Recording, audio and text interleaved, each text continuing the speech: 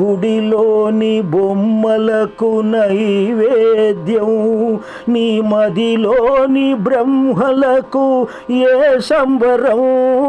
కొండ తవ్వి ఎలుకను బట్టే మూర్ఖుడవవుతావా, శాస్త్రమెరిగి సంపద పొందే జ్ఞానుడవవుతావా.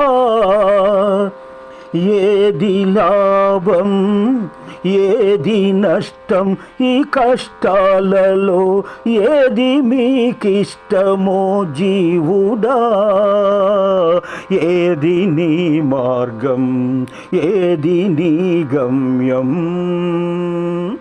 దేవుడే ఇచ్చాడు వేదాలను, దేవుడే ఇచ్చాడు వేదాలను.